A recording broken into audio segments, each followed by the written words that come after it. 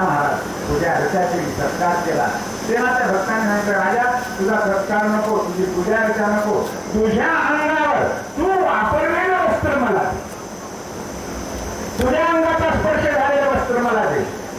राजाला लाज वाटू लागली की आपण वापरलेलं वस्त्र महात्म्याला कसं द्यावं. अहो दान धर्म करायचंय, चांगल्या वस्तू द्या, आपण वापरलेल्या वस्तू देऊ नये. दान द्यायचे तर उत्तमातली उत्तम वस्तू द्यावी, चांगली वस्तू दान द्यावी महाराज.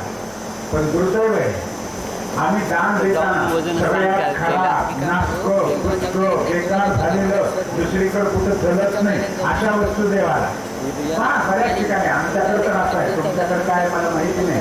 पण समजा एखादं गुडगं तुपाचं लवणलं आणि तूप सांडलं आणि माऊली जर भरू लागली पुन्हा, तर बाकीच्या मावळ्यांना नको नको भरू, कृष्णार्पण म्हण, यज्ञ केल्याचे पुण्य लागते. हा म्हणजे सांडल्यानंतर कृष्णार्पण, जळाल्यानंतर कृष्णार्पण. कोणी शिकवलं आहे तुम्हाला? याला धर्म म्हणतात का? आमच्याकडं पौर्णिमा किंवा अमावस्या आली, संक्रांत आली, काही पर्वकाळ आला की मारुतीला अभिषेक करतात. मग अभिषेक झाला की आरती करतात, आरती झाली की नारळ फोडतात, आणि नारळ फोडलं आणि ते जर नाशक निघालं तर काय म्हणतात? हा म्हणजे तुमच्याकडे म्हणतात पावलं म्हणतात. आणि नुसतं पावलं नाही, देवाला पावलं. किती जीव करती आहे. नाशक निघालं की देवाला पावलं आणि चांगलं निघालं की तुला पावलं होईल. नाशक, कुचक, करपलेलं, जळालेलं, हीन, दीन, फाटकं, तुटकं सगळं कृष्ण असतात दान धर्मात. मी खरं बोलत नाही असं वाटलं, खोटं बोलतो असं वाटलं तर उद्या तिथल्या भागवताची समाप्ती आहे. पहा गंमत काय. जी नोट इतकी फाटली आहे, बँकेमध्ये गेली तरी मॅनेजर घेत नाहीये, बाजारात गेलं कोणी दुकानदार घेत नाहीये, बागवानाकडे गेलं बागवान सुद्धा नोट घेत नाही. कुठंच चाले ना, चला मग उद्या भागवताची समाप्ती वळवली टाका. सगळ्या मंदिरामधल्या दानपेटीमधल्या नोटा काढून पहा, फाटक्याच नोटा, इतर कुठे चालत नाही. त्याला देवाला कृष्णा ना, याला दान म्हणत नाहीये. दान द्यायचं तर उत्तमातली उत्तम वस्तू द्या, चांगल्यातलं चांगलं द्या. आपल्या जीवनामध्ये जे उत्तम आहे, सर्वोत्तम आहे ते भगवंताला समर्पण करावं महाराज. याला भक्ती म्हणतात. भावयुक्त हृदयानं चांगल्यातली चांगली वस्तू भगवंताला समर्पण करणे हा दानाचा मागचा भाव आहे. हा राजा विचार करतोय, मी वापरलेली वस्तू कशी देऊ अतिथीला. एक तरी अतिथी आहे, हा ब्राह्मण आहे, आणि मी वापरलेली वस्तू, आपण वापरलेली वस्तू, मी तुम्हाला महाराज नवीन आहेर करतो, सोहळं देतो, धोती देतो, उपर्ण देतो, शर्ट, तुम्ही काय म्हणाल ते मी नवीन देतो. त्या अतिथीने सांगितलं, नाही मला नवीनची गरज नाही, तू वापरलेलं तुझ्या अंगाचा स्पर्श झालेलं वस्त्र मला पाहिजे. शेवटी नाईलाज झाला, राजाने एक नवीन उपरण आणलं, वस्त्र आणलं, खांद्यावर ठेवलं आणि मग ते त्याला दिलं. त्याने ते घेतलं आणि डोळ्याला लावलं. एकदम लख प्रकाश पडला आणि त्याचा आंधळेपणा गेला, त्याला दिव्य दृष्टी प्राप्त झाली. हे त्या स्पर्शामध्ये सामर्थ्य. संतांच्या स्पर्शात, भगवंताच्या स्पर्शात एक दिव्यत्व आहे, अलौकिकत्व आहे. भगवंतांनी वस्त्रहरण का केलं? अरे ते वस्त्र गोपिकांचे खांद्यावर घेतल्याबरोबर ते एवढे दिव्य बनले की त्या वस्त्राच्या स्पर्शात सगळं आणि गोपिकांना साक्षात्कार झाला, भगवंताचं दर्शन झालं आणि गोपिकांचं जीवनच पालट. गोपिका सच्चिदानंदमय झाल्या. गोपिकांना पुन्हा देहाचं भान राहिलं नाही, संसाराचं भान राहिलं नाही. खावा प्यावा मजा करावी इकडं तिकडं ना ना ना. गोपिका भगवता पार बनल्या. वस्त्रहरण लीला एक दिव्य लीला आहे. भगवंतांनी अनुग्रह केला, गोपिकावर कृपा केली, वस्त्रहरण लीला वर्णन करतात. असंच एकदा भगवान वनामध्ये गाई चालता चालता दूर अरण्यात गेलेले.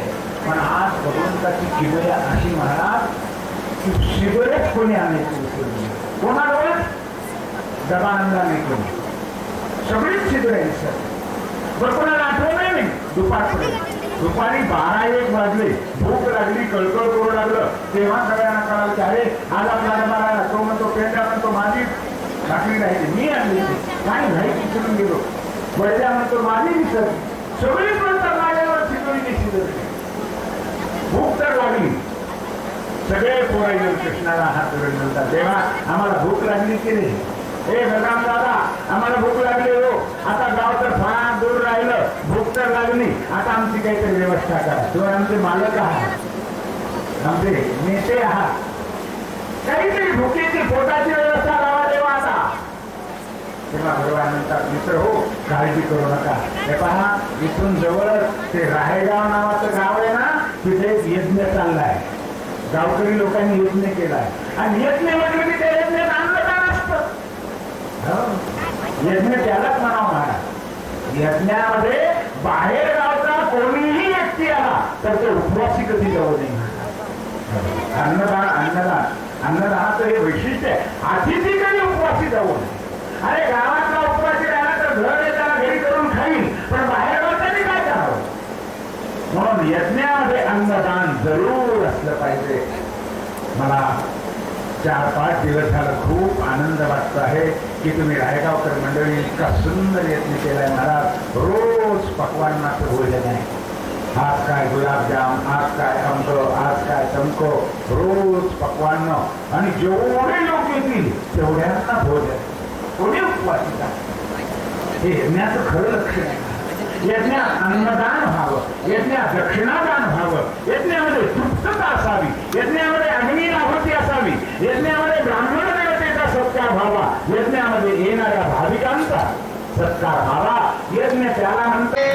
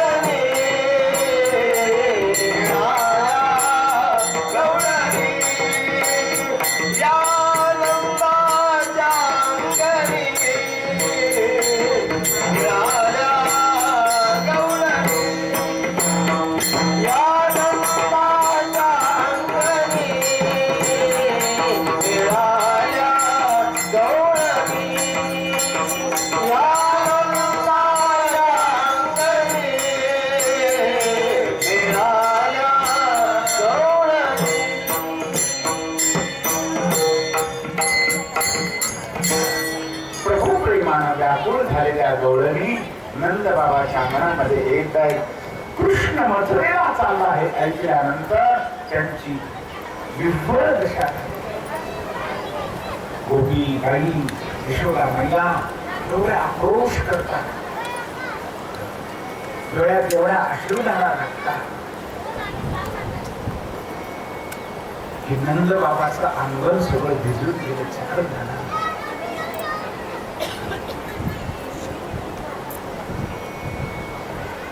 वाटेत येताना अक्रूरजीला भगवंताने ब्रह्मदर्शन दिलं.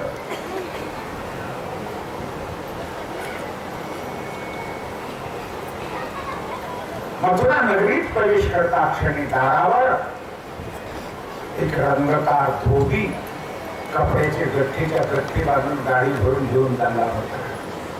प्रभूने अटकलं, रे काय गाडी? वस्त्र कोणाचे? राजा कंसाचे. असं आणि इकडं ते म्हणजे कशाला? माझ्या सवंगड्याला देतो. माजलेल्या मालकाचे नौकर सुद्धा माजुरीत असतात. काय अवकाश त्याची. पण भगवंताला म्हणतो, हे डोळ्याच्या पोरांनो, कळतं का तुम्हाला? एका गोकुळ वाटलं का चोऱ्या माऱ्या करून राहिला? अरे ही राजधानी आहे, राजाची वस्त्र नाहीत का? तुम्हाला हे वाटतं की नाही? सगळ्याचे का मारायचंय? सगळ्याचं असलं इथं मान खाली घालून चालायचं, रस्त्याला इकडे इकडे सुद्धा पाहायचं, सरळ चालायचं. उत्तर बोलणं ऐकल्याबरोबर एकच ताडकन चापट मारली मला. तलवार नाही, शस्त्र नाही, अस्त्र नाही, काही नाही. एका चापटे सरशीच मुंडकं उडवलं. हाच तो धोबी राम अवतारामध्ये भगवती सीता देवीला कलंक लावणारा, ज्याच्या वाक्यामुळे भगवती सीता देवीचा त्याग करावा लागला. आज भगवंताने कृष्ण अवतारात त्याचा ध्यान केला आणि ते गट्टीच्या गट्टी घेतले, सोडले आणि सगळ्या सवंगड्याला ते वस्त्र वाटले. म्हणत रेशमी वस्त्र, राजवस्त्र आहे हे, साधारण वस्त्र नाहीये. आजपर्यंत कन्हैयानं सुईनं शिवलेले वस्त्र कधी घातले नव्हते. वृंदावनामध्ये गोकुळामध्ये कान्हा होता तोपर्यंत त्याचे काही नियम आहेत महाराज. डोक्याचे केस कधी कापले नव्हते, बाल वाढवलेले होते. पायामध्ये चप्पल बूट कधी घातला नव्हता. गोकुळात भगवंताने खडावा चप्पल बूट काही हनुमाने पायाने फिरला. भगवान माझ्या गाई चप्पल बूट घालत नाही, मी घालणार. माझ्या गाई रानावनात काट्या कुट्यात फिरतात, मी फिरणार नाही. जोपर्यंत भगवान गोकुळामध्ये आहेत तोपर्यंत पायात चप्पल बूट घातला नाही, डोक्याला कात्री लावली नाहीये आणि अंगामध्ये सुईनं शिवलेले वस्त्र घातले नाहीये. आज मात्र सुईनं शिवलेले वस्त्र घेतले. पहिल्यांदा सगळ्या सवंगड्याला कपडे वाटले महाराज. काय सुंदर सुंदर कपडे, रेशमी कपडे, राजवस्त्र. पोरांना आयुष्यात पाहायला सुद्धा कधी मिळाले नव्हते महाराज. आणि ते कपडे घालून इतके उड्या मारू लागले. एक पोरगं तर उड्या मारत मारत आलं. कन्हैयाच्या कानात वगैरे काना यंदाचा सीझन नक्की वाया जात नाही, नक्की बार उडून जातो माझा. नक्की या लग्न सराईला माझं लग्न होतंय. कन्हैया मला कसं काय रे पाना, तू इतके सुंदर कपडे दिले आणि ते कपडे घातले, मी आरशात पाहिलं, मी काय सुंदर दिसायले. या मथुरेतल्या कोणत्याही पोरीनं माझ्याकडे पाहिलं की पसंती बोलली. माझं लग्न नक्कीच होते. आता कन्हैया गालात त्या गालात असतंय. माझे भक्त किती अल्पसंतोषी आहेत. अरे त्यांना अंगाला एक वस्त्र, पोटाला मोठभर धान्य दिलं, बस तृप्त, त्यांना काही लागत नाही. लंगोटी आली तरी पुष्कळ, अल्पसंतोषी आहेत माझे भक्त. अगोदर सगळ्यांना वस्त्र दिले आणि मग आपण परिधान केले. आधीच तर म्हणतात ना, एक नोर आदमी दसनोर कपडा. काय सुंदर दिसू लागले महाराज.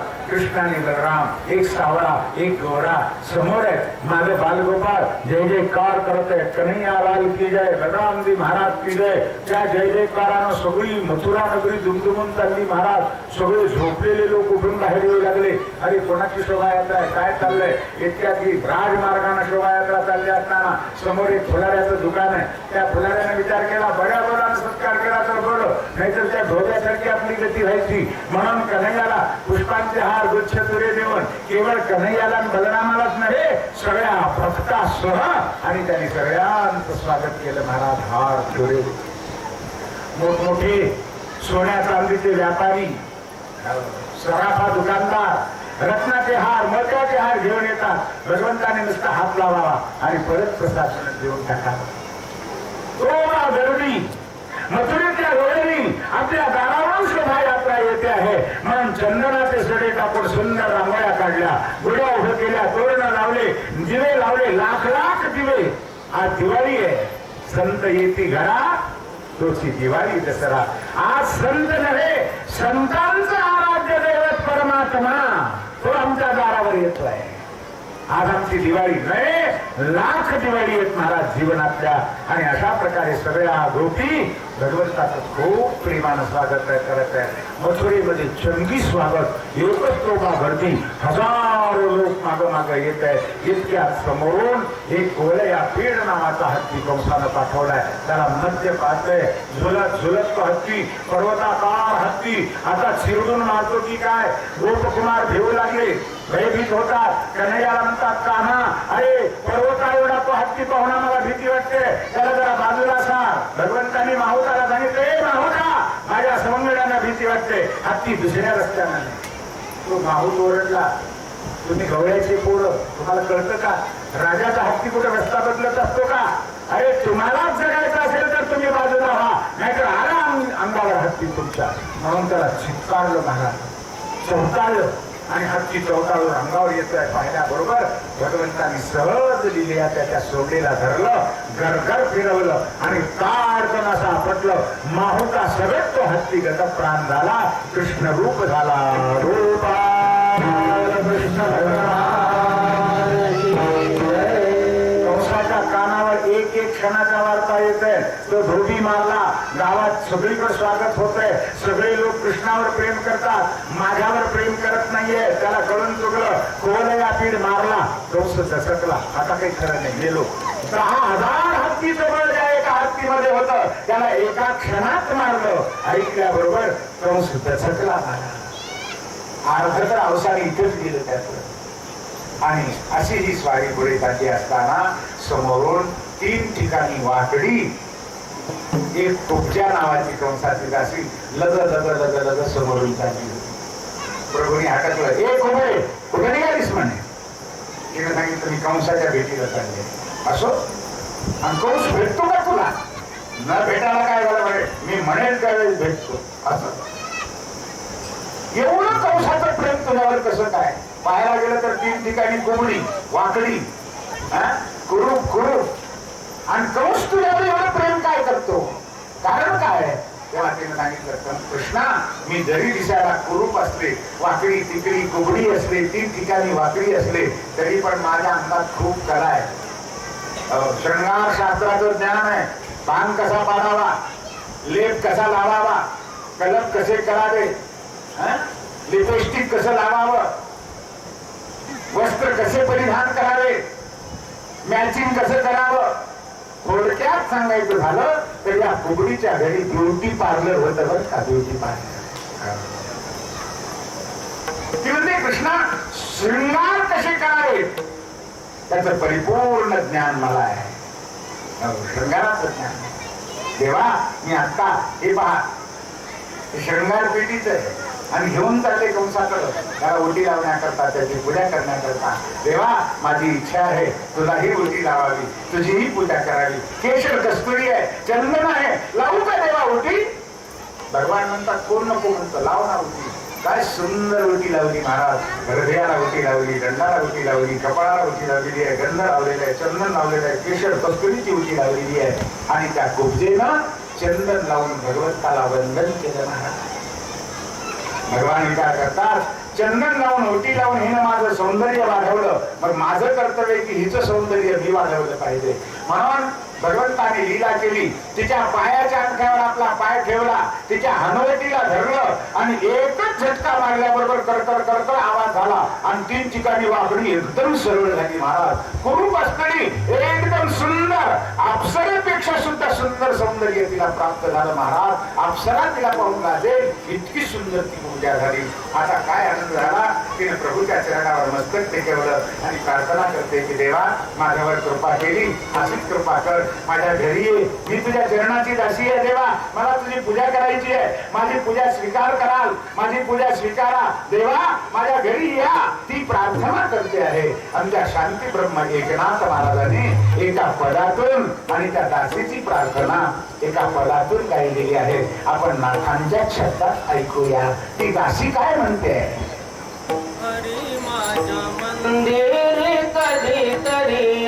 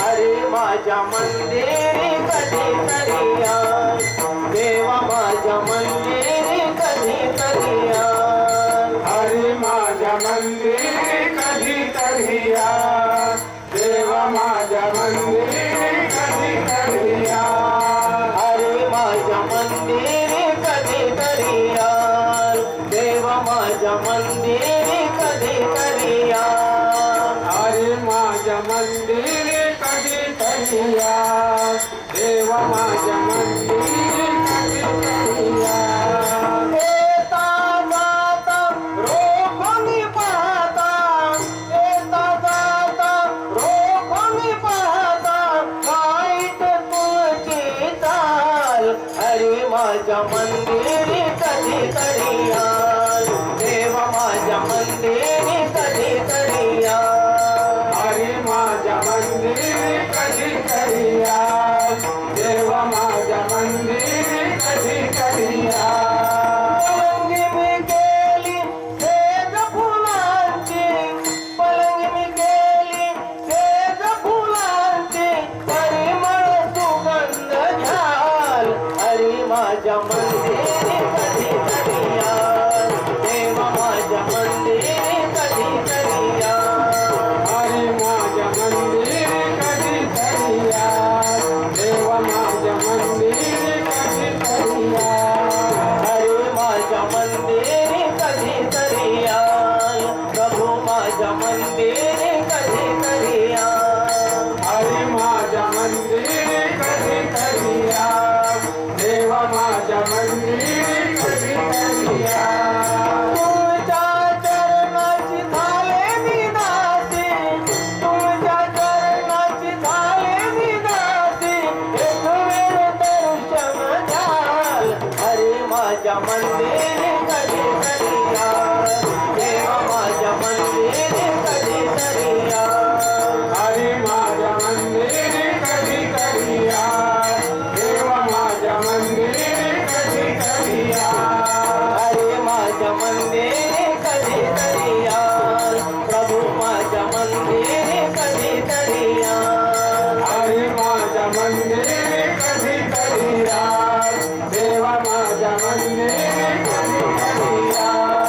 एका जनार्दनी पूर्ण कृपेने, एका जनार्दनी पूर्ण कृपेने, मोक्ष पदाची न्याल हरी माझ्या मंदिरी कधीतरी या. देव माझ्या मंदिरी कधीतरी या. हरी माझ्या मंदिरी कधीतरी या. देव माझ्या मंदिरी कधीतरी या.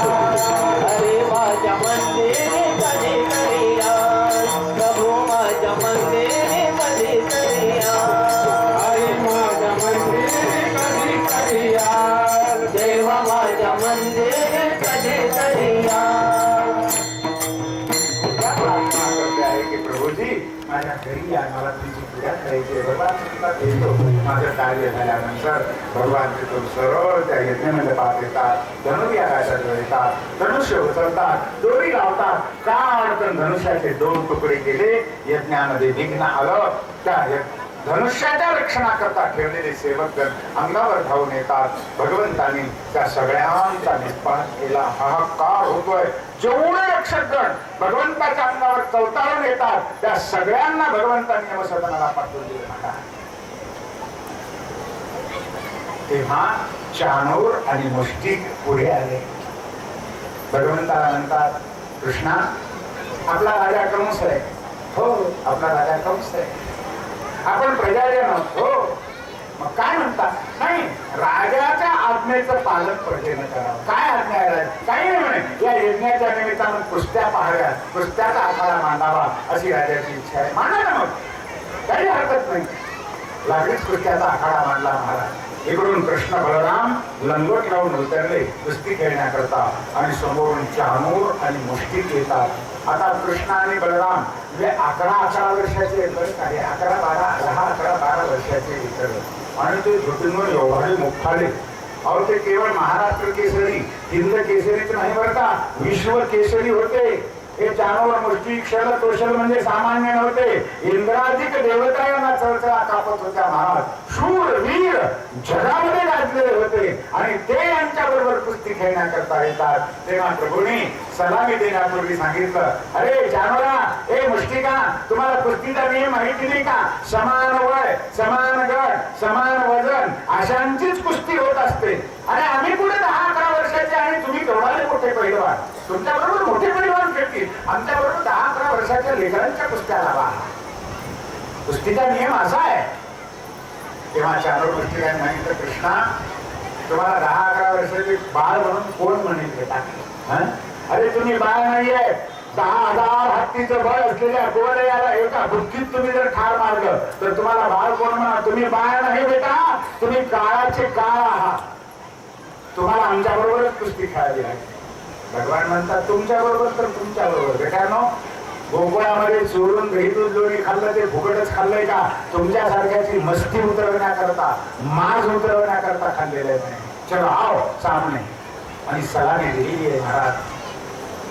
मुष्टिकासह बलराम आणि चाणूराबरोबर भगवान श्रीकृष्ण कुस्त्या खेळत आहेत. नाना प्रकारचे डाव प्रतिडाव एकमेकाला टाकत आहेत. एका क्षणात जमिनीवर तर दुसऱ्या क्षणी आकाशात चमकत आहेत. इतके चपळ आहेत महाराज. नाना प्रकारचे डाव एकमेकाला टाकत आहेत. चटचटा शब्द होत आहे, एकमेकाला चापटा मारत आहेत. नाना प्रकारचे डाव प्रतिडाव टाकत आहेत. काही क्षणात बलरामजीने मुष्टिकाला खाली पाडले, छातारावर पाय दिला आणि एकच मुष्टीचा प्रहार कानशिलाच्या ठिकाणी दिला. आणि कृष्णाने चाणूराला खाली पाडलं, छातारावर पाय दिला आणि एकच मुष्टी प्रहार कानशिलाच्या ठिकाणी करता देता क्षणी चाणूर आणि मुष्टिकाची प्राणज्योत भगवंताच्या स्वरूपात विलीन झाली.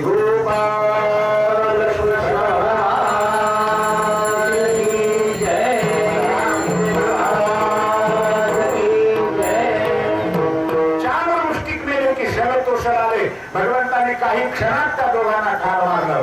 गोपाळ कृष्ण भगवान की जय. काही दैत्य आले, राक्षस आले, एक नव्हे दोन नव्हे हजारो शेकडो येत आहेत. कंस तर ओरडू लागला.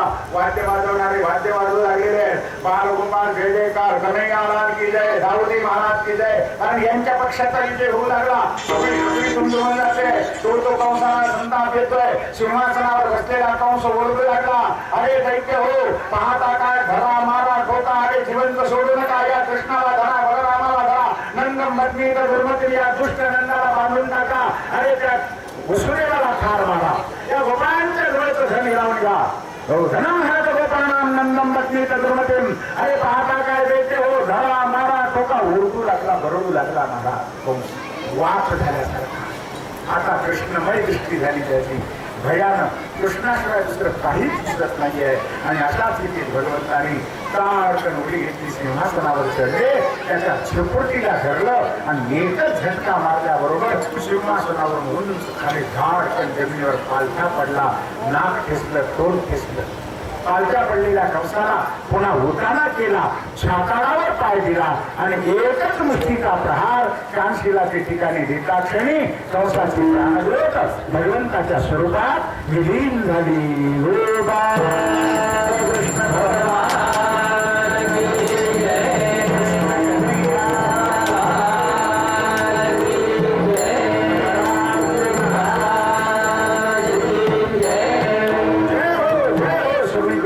कार होतोय महाराज.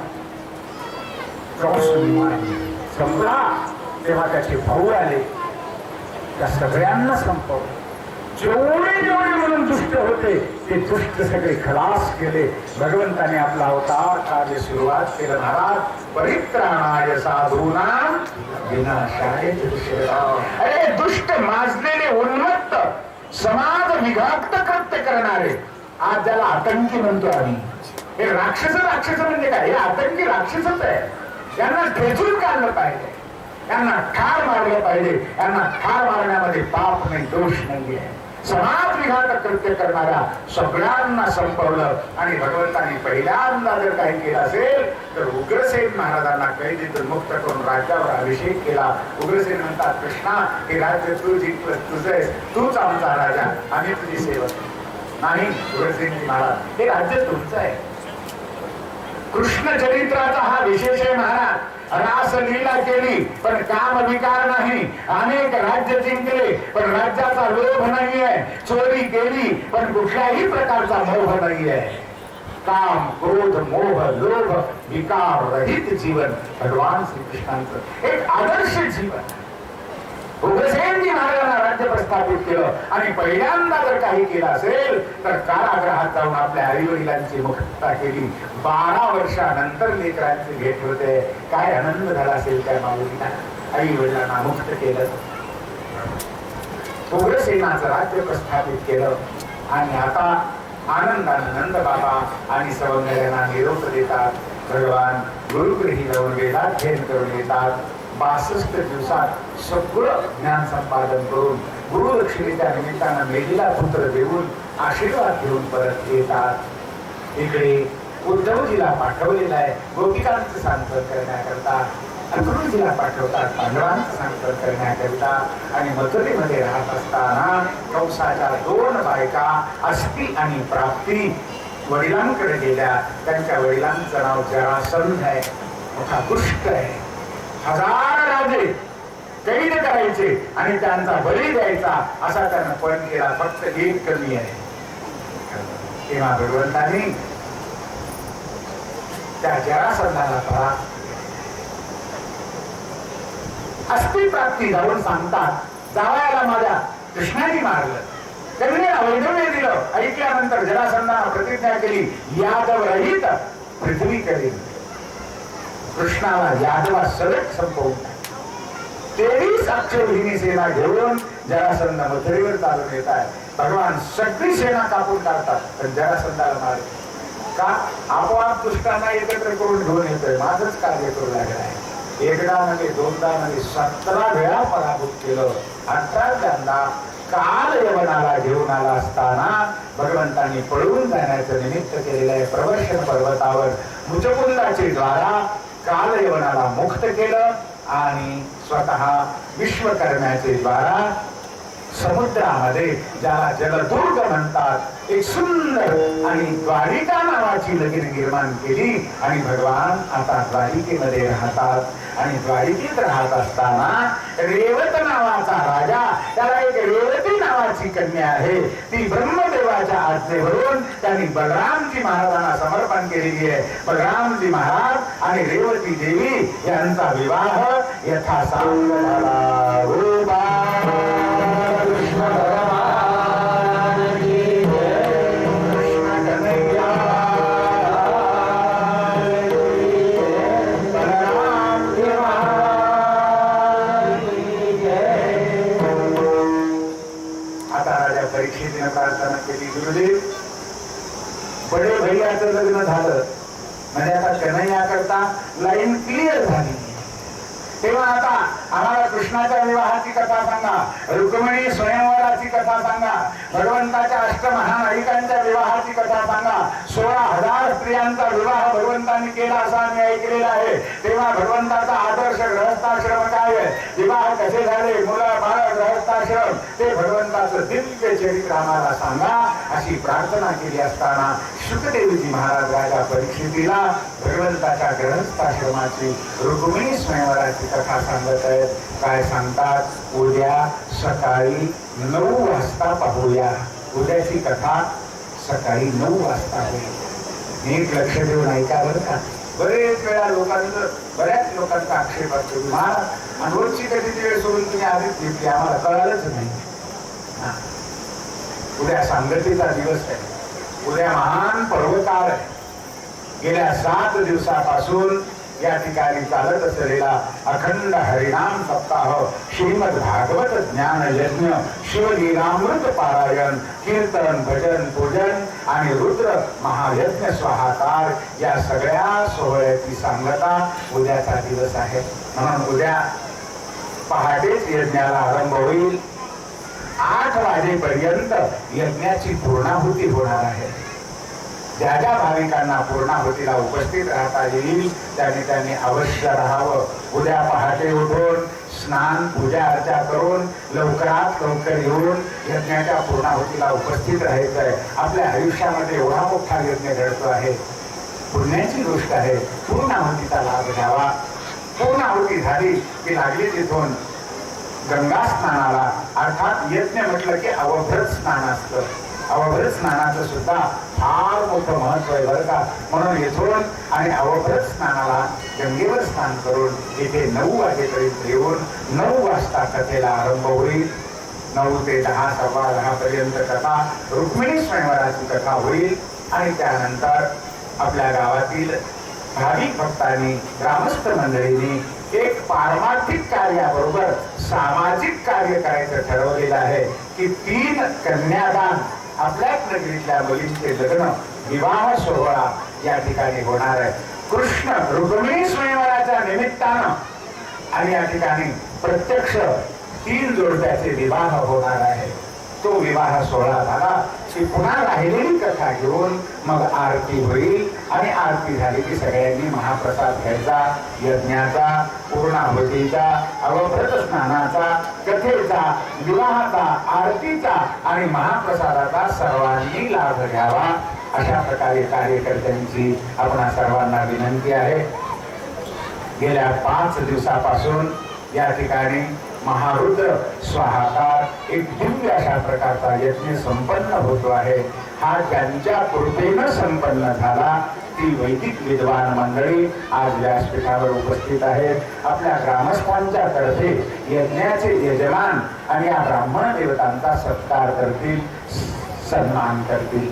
ज्यामध्ये सर्वश्री वेदमूर्ती वेदशास्त्र संपन्न उत्तम गुरु महाराज अर्थात त्यांचं दुसरं नाव प्रभाकर गुरु आहे. मोठे वैदिक आहेत, विद्वान आहेत, कर्मकांडामध्ये निष्णात आहेत. मी त्यांचा सन्मान या ठिकाणी यजमानांच्या हस्ते होईल.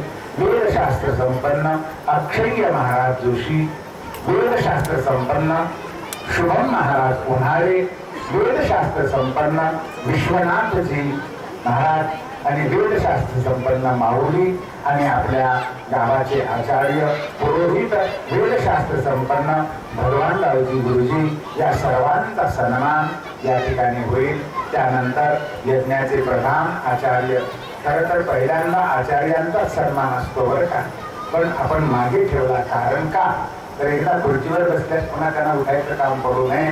आता 4 वाजेपर्यंत कथा आहे, तेव्हा राहिलेला वेळ जो आहे आमचे वेदशास्त्र संपन्न यज्ञाचं आचार्यपद त्यांनी केलेलं आहे. गेल्या 5 दिवसापासून सुंदर असं त्यांच्या मार्गदर्शनाखाली यज्ञ सोहळा होतो आहे. असे वेदशास्त्र संपन्न श्री प्रणव शास्त्री धानोळकर. मला सांगायला आनंद वाटतो, माझे धाकटे जावई आहेत बरं का. त्यांनी वेदाचं अध्ययन केलंय.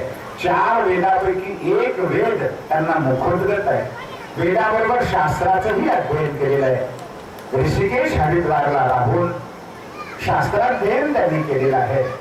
पूज्यपाद यती सम्राट पूज्य श्री प्रातस्मरणीय गोविंद देव गिरी महाराज पूर्वाश्रमीचे आचार्य किशोरजी व्यास महाराज यांच्या वेद विद्यालयामध्ये राहून वेदाचं अध्ययन केलंय, शास्त्राचं अध्ययन केलेलं आहे. आणि अशा प्रकारे वेदशास्त्र संपन्न असून खूप मोठे तपस्वी आहेत. नर्मदा परिक्रमा केलेली आहे. हिमालयामध्ये काही काळ राहून त्यांनी तपश्चर्या केलेली आहे. कर्मनिष्ठ आहेत, भक्तिनिष्ठ आहेत आणि मोठे वेदज्ञ आहेत, भागवताचार्य पण आहेत. तेव्हा ते आता राहिलेल्या वेळेमध्ये भागवताची कथा करतील आणि त्यानंतर मग आरती वगैरे होईल. यजमान ब्राह्मण देवतेंचा सत्कार करतील. तोपर्यंत आपण थोडस नामसंकीर्तन करूया.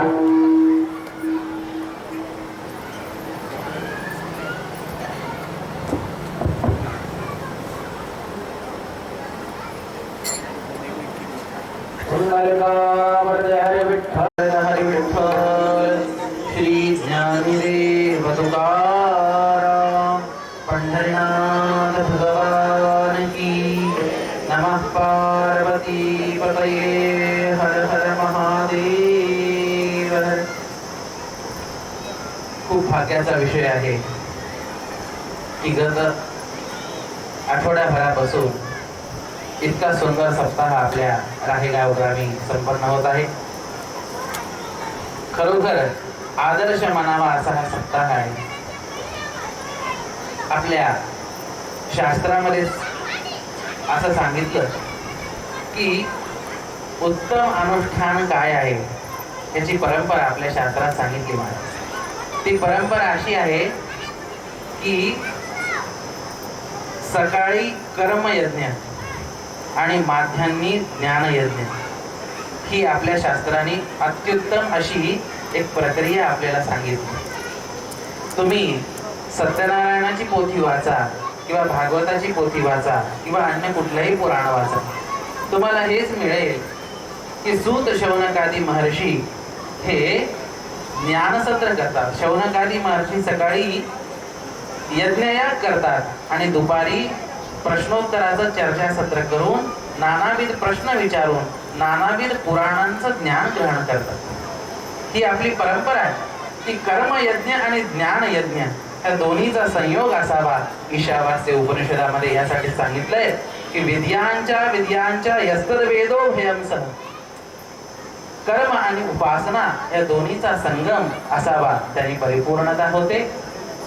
आपले ऋषीमुनी हे कर्म यज्ञासोबत ज्ञान यज्ञाचं अनुष्ठान करतात आणि म्हणून त्यांना श्रोत्रियम ब्रह्मनिष्ठम असं उपनिषदामध्ये म्हटलं जातं। आणि ऋषींचीच परंपरा आपल्या संतांना सुद्धा अपेक्षित आहे बरं। तुकाराम महाराज म्हणतात, आम्ही वैकुंठवासी आलो याच कारणासी, बोलिले जे ऋषी साच भावे वर्तावय। म्हणून कर्मयज्ञ आणि ज्ञान यज्ञ या दोन्हीचा समन्वय जिथं असतो ना तिथं त्याला आदर्श सप्ताह म्हणावा बरं, त्याला आदर्श अनुष्ठान म्हणावं।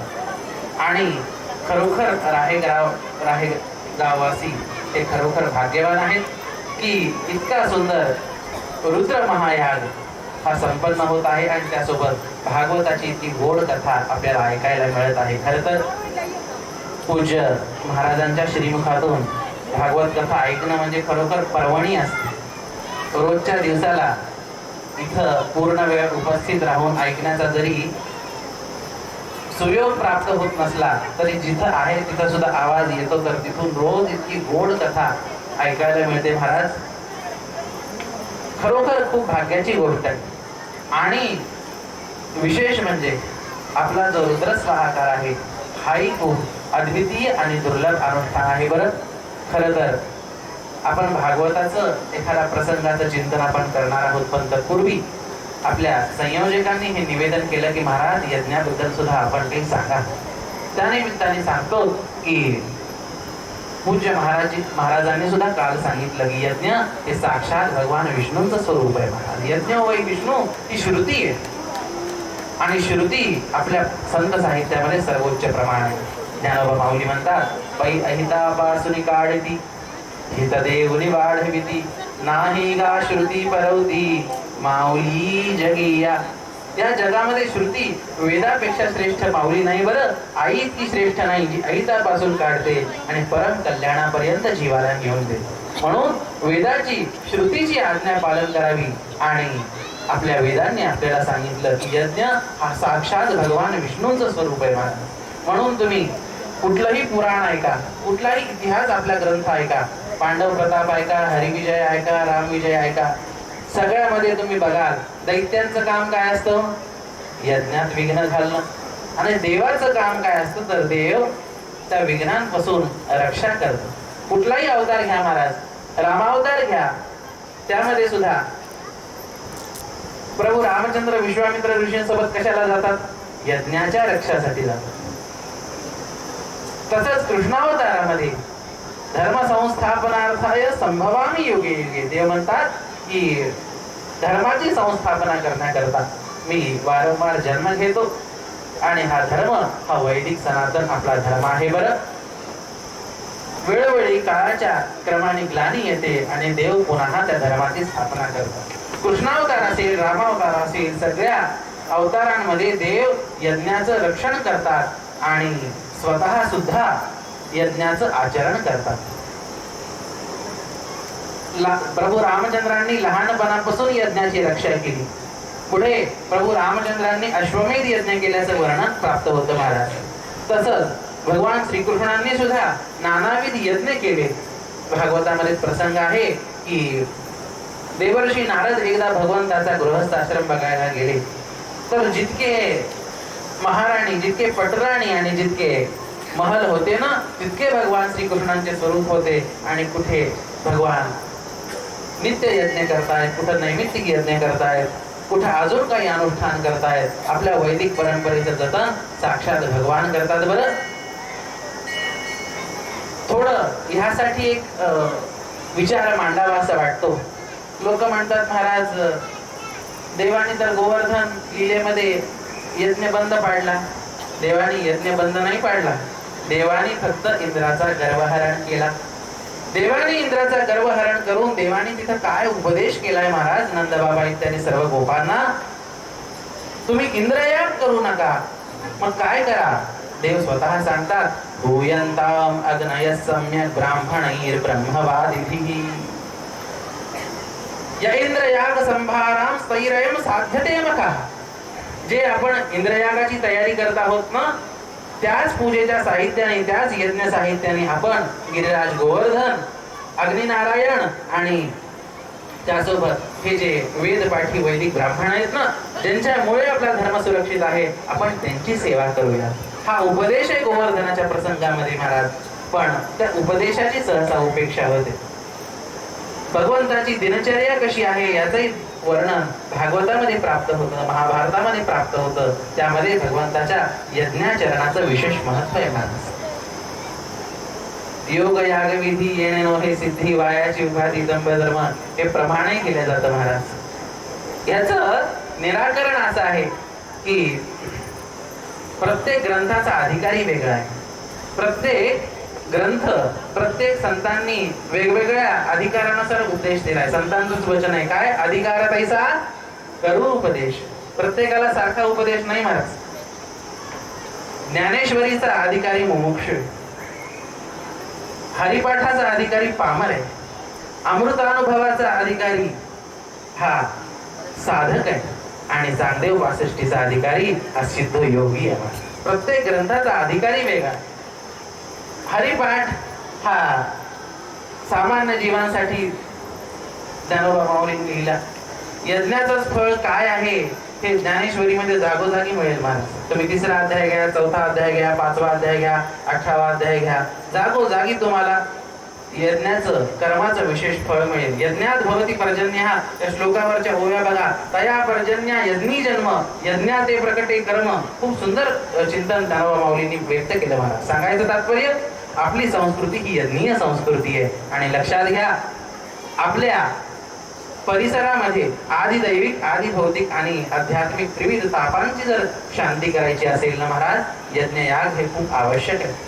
आता या कोरोनाच्या काळामध्ये याचा खूप प्रत्यय आला महाराज.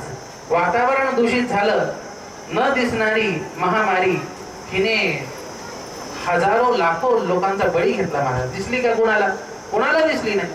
पण न दिसणारी अशी ती महामारी हिने बळी घेतला. वातावरण दूषित झालं. ते दूषित वातावरण कशाने शुद्ध होईल? ते शुद्ध होईल तर फक्त यज्ञाने शुद्ध होईल. म्हणून वातावरणाच्या शुद्धीसाठी यज्ञाचं आचरण हे सर्वश्रेष्ठ आहे महाराज. आज यज्ञ चालू असताना तुम्ही जर बघितलं असेल, आज आपण उत्तरांग सुद्धा यज्ञाचं घेतलं. किती सुंदर आणि उदात्त दृष्टिकोन आहे. आपल्या ग्रामस्थ सर्व जणांना ऐश्वर्य प्राप्त व्हावं म्हणून इथं लक्ष्मी होम झाला. आपला शेतकरी वर्ग आहे, गरीब वर्ग आहे. मला खूप आनंद वाटला. आम्हाला पहिल्या दिवशी ज्यांनी गंगा स्नानाला वगैरे नेलं होतं, काय भाव आहे महाराज त्यांचा. गरीब लोक आहेत, सामान्य लोक आहेत, पण पट्टी देताना किती उदारतेने सेवा करतात. हे खूप इथं राहेगाव ग्रामामध्ये खूप विशेष बघायला मिळालं. तर शेतकरी वर्ग आहे, गरीब वर्ग आहे, सामान्य वर्ग आहे, अशा वर्गाचा ऐश्वर्याची प्राप्ती व्हावी सर्वांनाच, यासाठी विशेष लक्ष्मी होम झाला. कुठल्या सर्वांना आरोग्य प्राप्त व्हावं, कुठल्या दुष्ट शक्तीचा आपल्याला त्रास होऊ नये म्हणून गुग्गुल होम झाला. उपद्रवी लोकांचा त्रास होऊ नये म्हणून सर्षप होम झाला. हे तर अंगभूत आहेत. आणि प्रधान रुद्र स्वाहाकाराचं तर फळ काय? शास्त्रामध्ये असं सांगितलंय की अशी कुठली कामनाच नाही जी रुद्र स्वाहाकाराने पूर्ण होऊ शकत नाही. आणि सगळ्या कामना रुद्र स्वाहाकाराने पूर्ण होतात. आणि वेदामध्ये बरं का वेगवेगळ्या कामनेसाठी वेगवेगळे अनुष्ठान आहेत. पण कुणाला आत्मज्ञान प्राप्त करून घ्यायचं असेल, तत्व साक्षात्कार प्राप्त करून घ्यायचा असेल, तर त्यासाठी कैवल्य उपनिषदामध्ये शतरुद्रीयाचं रुद्राचं अनुष्ठान सांगितलंय महाराज. सांगायचं तात्पर्य, भोग असो किंवा मोक्ष असो, व्यवहार असो किंवा परमार्थ असो, सगळं देणारा रुद्र स्वाहाकार यज्ञ आहे.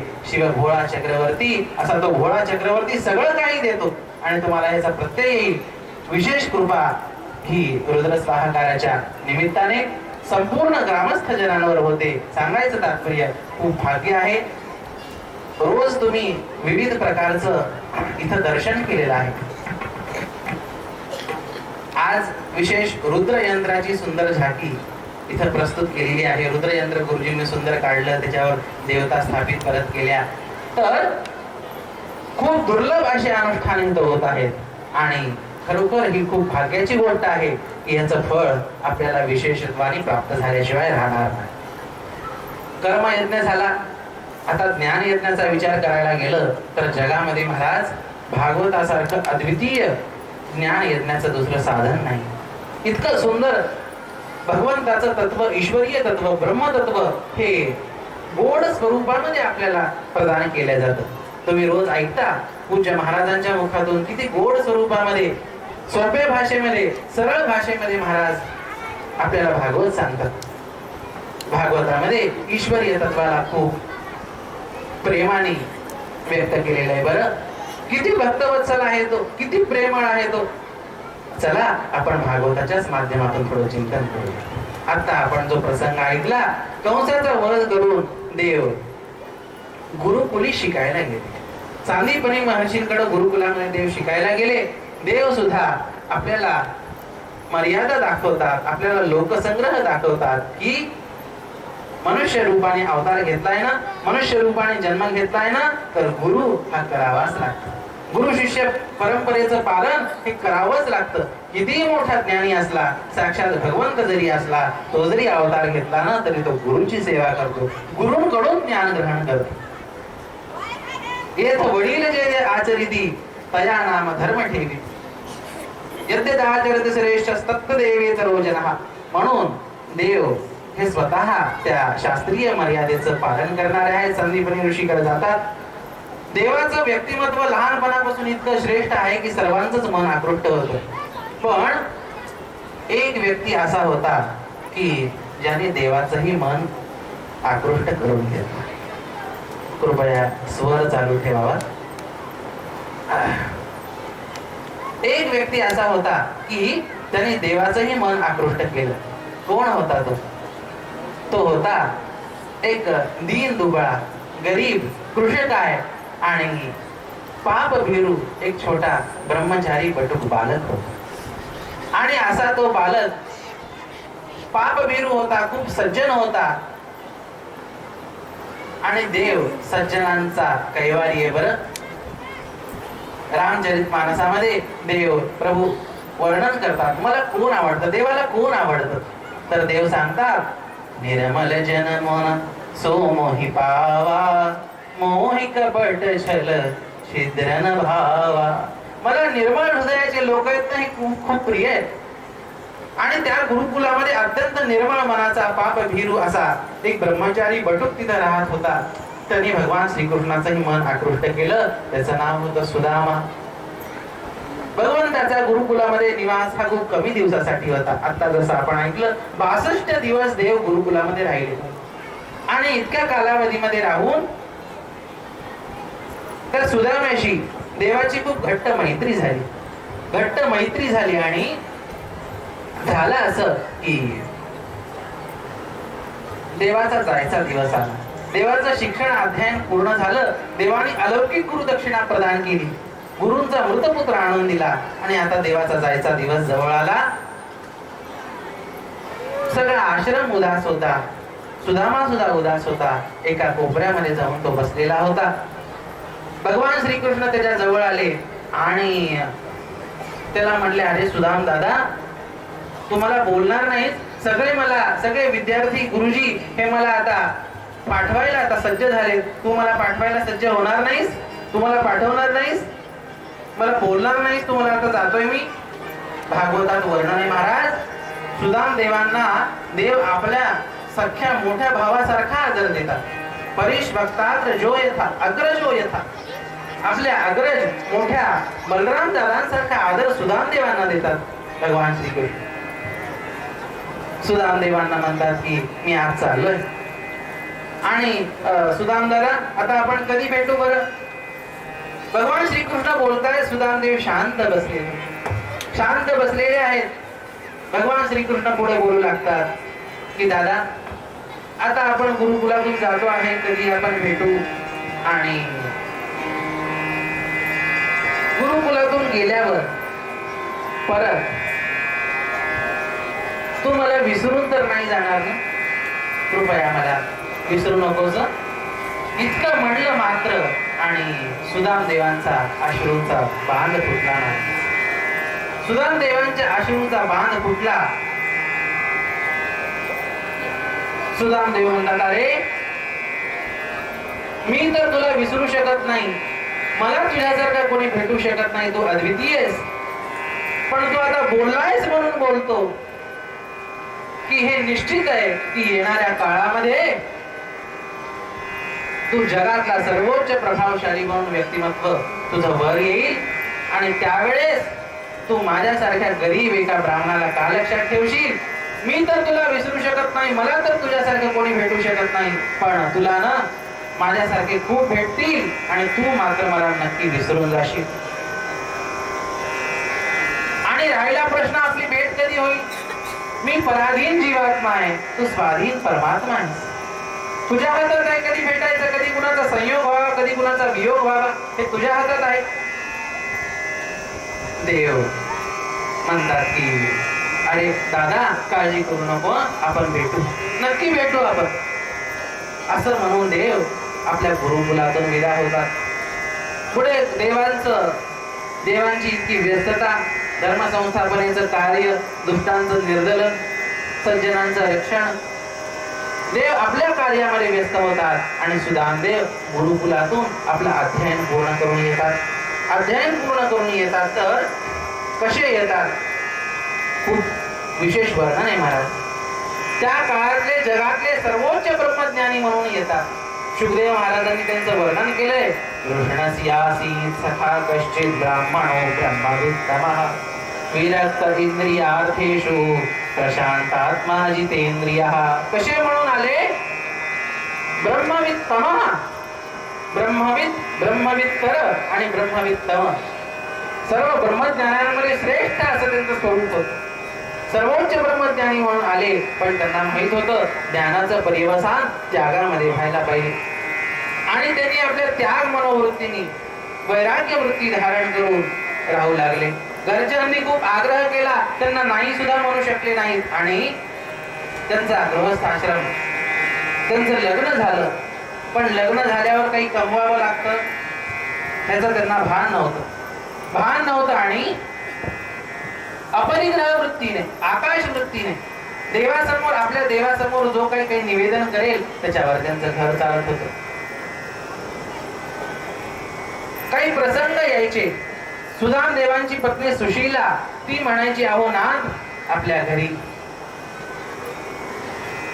अन्न नाहीये, आपल्या लेकरांना घालायला वस्त्र नाहीये, माझ्या पुष्कळ व्रत उद्यापन करायची इच्छा आहे, मी आता ते करू इच्छिते. सुदामदेव म्हणतात, अगं शांत राहा. प्रत्येक गोष्टीला ते म्हणतात शांत राहा. आठवड्यातून 5-6 दिवस तर उपवास पाणी पिऊन करायची सवय झाली होती, ती गरबी होती महाराज. आणि प्रत्येक गोष्टीत ते म्हणायचे शांत राहा. शिवदेवजी महाराज म्हणतात, परीक्षिता, मी तुला सुदामदेवांची गरिबीची कथा ऐकवत नाहीये. सुदामदेवांपेक्षाही गरीब लोक या जगात असतील, मी तुला ऐकवतोय सुदामदेवांच्या शांतीची कथा. इतकी गरिबी असल्यावर सुद्धा कोणी इतका शांत असू शकतो, प्रशांत असू शकतो, स्थितप्रज्ञ असू शकतो. द्वंद्वेषु समतायस्य ज्ञानवान उच्चते ईसा. इतका कोणी सुख दुःखे समेकृत्वा लाभालाभो जयाजय, असा खरोखर परिपक्व समस्थितीला पोहोचलेला ज्ञानी असू शकतो, हे विशेष आहे. मी तुला त्यांच्या शांतीची कथा ऐकवतो. सुशीला एकदा आपल्या पतिदेव सुदामांना म्हणाली, सुदामदेव आपल्या बालपणीची चर्चा करायचे. आम्ही गुरुजींकडे शिकत होतो त्यावेळेस असं व्हायचं, तसं व्हायचं. माझा सर्वात प्राणप्रिय मित्र तो कन्हैया, कृष्ण, कान्हा, तो माझा प्राणप्रिय मित्र होता. विषय निघाल्यावर सुशीला म्हणाली की अहो एकदा भेटून तर या, ते आपल्याला काही प्रदान करतील. हे ऐकलं मात्र सुदामांनी उपेक्षा केली. म्हणाली, नाही, अरे अगं मी का मागू, मी मागण्यासाठी म्हणून जाऊ माझ्या मित्राकडे नाही. सुदामदेवाने दुर्लक्षित केलं. सुशीला परत 2-3 दिवसांनी म्हणाली, परत अजून काही दिवसांनी म्हणाली. सुदामदेव म्हणाले, अगं तुला एकदा सांगितलं कळतं ना, नाही म्हणलं ना मी. पण एकांतर बसलेले असताना सुदामदेवांना वाटलं, अरे ही माझी पतिव्रता पत्नी, एकदा नाही म्हणल्यानंतर परत कुठल्या गोष्टीचा आग्रह न धरणारी ही पतिव्रता पत्नी माझी, ती वारंवार मला कन्हैयाकडे जायला सांगतेय, कृष्णाकडे जायला सांगतेय. असं तर नसेल ना की हिच्या मुखातून तो कृष्णच मला बोलवतोय, अरे सुदाम दादा ये मला एकदा भेटायला, किती दिवस झाले आपली भेट नाही झाली. अयम ही परमोलाभो उत्तमेश्लोक दर्शनम. अरे आपल्याला बाकी काही नाही पाहिजे तरी भगवंताचं दर्शन होईल हा आपल्याला परम लाभ आहे. म्हणून सुदामदेव तयार होता आणि म्हणतात की अगं घरात काही असलं तर दे, मी उद्या चाललोय. गृहे कल्याण दीयता, घरात जे काही असेल तर ते दे. घरात काहीच नव्हतं, घरात काही नव्हतं म्हणायला घर कुठं होतं, घर सुद्धा नव्हतं. इकडून तिकडून पोह्याचे विप्राण पृथुतुंड तांडुला, याचित्वा चतुरो मुठी विप्राण पृथुतुंडला. पोह्याचे 4 मुठी मागून आणते सुशीला देवी, सुदामदेवांना देते फाटक्या कपड्याच्या. त्याच्या गाठी मारून पोहे सुदामदेव घेऊन जातात. देवाच्या द्वारका नगरीला पोहोचतात. होता असं सुदामदेवांच्या मनामध्ये विचार चालू आहे, बघू तो आपल्याला ओळखतो की नाही. सोन्याचा द्वारकेचा मालक आहे. गुरुकुल सोडल्यानंतर त्यावेळेस पासून कधी भेट नाही झाली. बघू आपल्याला ओळखतो का, ओळखलं तर आपल्याशी कसं वागतो, आता खूप मोठा झालाय. नानाविध प्रश्न हे सुदामदेवांच्या मनात होते आणि सुदामदेवांच्या मनामध्ये होते. तर द्वारकेला पोहोचले सुदामदेव. प्रसंग मोठा आहे, आपण संक्षेपाने बघत आहोत. सुदामदेव भगवान श्रीकृष्णासमोर जातात. जसं भगवान श्रीकृष्ण सुदामदेवांना पाहतात, सुदाम दादा म्हणून कडकडून मिठी मारतात सुदामदेवांना. भगवान सुदामदेवांच्या डोळ्यामध्ये बघताय, डोळ्यामध्ये बघताय. दोघं काही बोलत नाहीयेत. भगवान श्रीकृष्णांना सुद्धा शब्द सुचत नाहीयेत, सुदामदेवांना सुद्धा शब्द सुचत नाहीयेत. भगवान श्रीकृष्ण काही न बोलता आपल्या व्यवहाराने सुदामदेवांच्या सगळ्या शंकांचं निरसन करतात, आपलं प्रेम व्यक्त करतात की दादा मी तुला विसरलो नाहीये, मी भक्तवत्सल आहे, मी ब्रह्मण्य.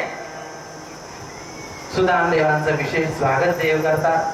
काय सुंदर वर्णन आहे महाराज. रुक्मिणीच्या पलंगावर बसून देव स्वतः सुदामदेवांची पाद्यपूजा करतात.